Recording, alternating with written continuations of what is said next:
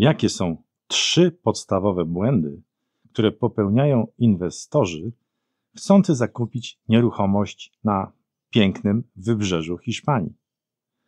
Ale zanim opowiem Ci o tych błędach, to najpierw każdy inwestor, który chce kupić nieruchomość w Hiszpanii, musi sobie odpowiedzieć na 3 podstawowe pytania. Pierwsze pytanie, co chce kupić? Czyli musi wiedzieć, czy to będzie apartament, czy to będzie szeregowiec, czy to będzie dom wolnostojący, czy to będzie na przykład działka. Oczywiście można sobie pozostawić pewną swobodę.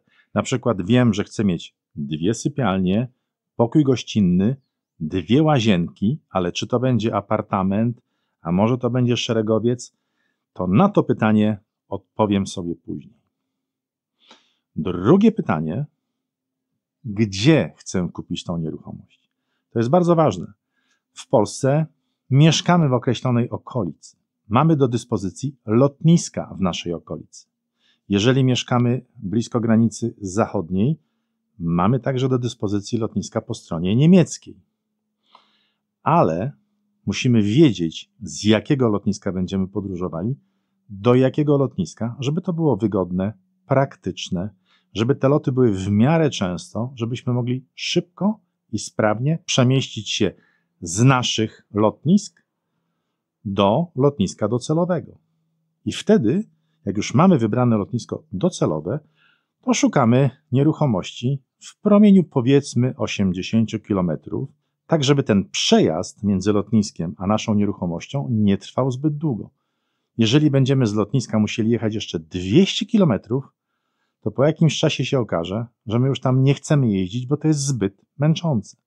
Więc szukamy lotniska i jakiejś okolicy w promieniu powiedzmy 80 km. I trzecie pytanie, na które musimy sobie odpowiedzieć, to jest jaki mamy budżet. Przy czym ten budżet to nie jest tylko cena nieruchomości, ale to jest całość kosztów, a więc podatki, opłaty notarialne, opłaty dla agencji, nasze pobyty, wszystko, co musimy wydać na nieruchomość i na dodatkowe koszty. Ten budżet musimy sobie określić. Jeżeli już mamy odpowiedź na te 3 podstawowe pytania, to teraz te 3 błędy, których warto uniknąć. Pierwszy podstawowy błąd to jest kierowanie się opiniami z internetu, od znajomych, zasłyszanymi czy od rodziny, zasłyszanymi informacjami, a nie naszym własnym doświadczeniem. Dlaczego to jest błąd? Dlatego, że ktoś nam powie, a tu jest fajnie, a tu jest niefajnie, a tu kupują bogaci, a tu kupują biedni, a tu to, a tu tamto, ale to nie jest nasze doświadczenie. Nasze doświadczenie może być zupełnie inne. Dlatego musimy zdobyć własne doświadczenie. A jak to zrobić? Mamy bardzo proste narzędzia do wykorzystania. Na początek skorzystajmy z mapy. Na mapie możemy obejrzeć dokładnie okolicę, która nas interesuje. Tam są także zdjęcia satelitarne. Możemy wszystko z góry bardzo dobrze zobaczyć. Zobaczyć plażę, 1, 2, 3, 5. Ta nam się podoba, ta nam się nie podoba. Zobaczyć okolice, a tutaj są szeregowce, tu są domy wolnostojące, a tu są apartamentowce, a tu nie ma nic, a tu jest coś brzydkiego. To wszystko możemy zobaczyć z góry. Tak samo możemy przejść się ulicami. Możemy się przejść wirtualnie ulicami. Oczywiście te zdjęcia nie są najnowsze, ale lepiej przejść się takimi ulicami i zobaczyć, o tu mamy szkołę, tu mamy park, tu są jakieś ładne palmy, tu jest ładna okolica, bo już mamy pewien obraz tego miejsca, czy tych miejsc. Ja zawsze radzę, żeby przyjechać sobie spokojnie na tydzień, wynająć jakiś apartament i pojeździć po okolicy, ze spokojem zobaczyć, tu mi się bardziej podoba, tu mi się mniej podoba, o tu jest fajnie, a tu jest troszkę dalej od morza, ale jest fajnie, bo tam jest jakiś lasek, tu jest jakiś zagajnik, tu jest jakiś parów, tam jest pole golfowe.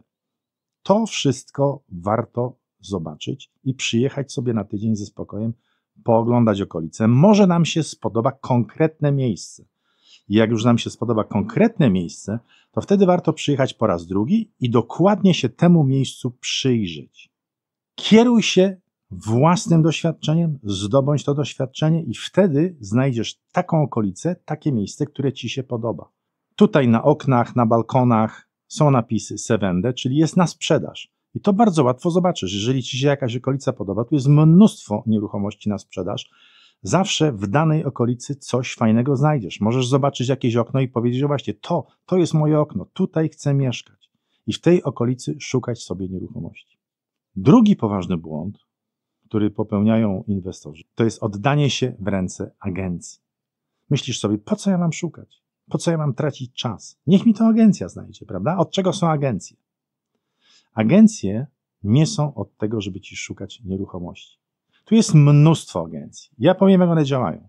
Mnóstwo polskich agencji. Agencje mają swoje nieruchomości, gdzie mają podpisane umowy na wyłączność i na tych nieruchomościach mają taką marżę, jaka ich interesuje. Mają po prostu zarobek. Ale tych nieruchomości oni mają bardzo mało. Stosunkowo niewiele. Oczywiście oni mają podpisane umowy z innymi biurami, z innymi agencjami i mogą się tymi nieruchomościami wymieniać. Ale jeżeli tobie się podoba jakaś nieruchomość, która jest w posiadaniu innego biura, to oni się już muszą podzielić marżą. I to już nie jest ta marża, która ich interesuje i oni bardzo niechętnie szukają ci po innych agencjach nieruchomości. Oni ci będą wciskali to, co oni mają, bo to są specjaliści od sprzedaży, a nie od poszukiwania. Oni ci pokażą to, oni ci pokażą tamto. Oni ci będą tak to zachwalać, tak cię będą urabiać, że w końcu kupisz to, co oni mają. Nie to, co ty chcesz. To, co oni ci oferują. Dlatego uważaj na agencję. Najlepiej znajdź sobie samemu, przyjedź po raz drugi, zobacz, która nieruchomość ci się podoba i tam, jak już zobaczysz tą tabliczkę, to idziesz do tej agencji, która tą nieruchomość ma. I już rozmawiasz z właściwymi ludźmi. Możesz także szukać na internecie. To jest też stosunkowo proste.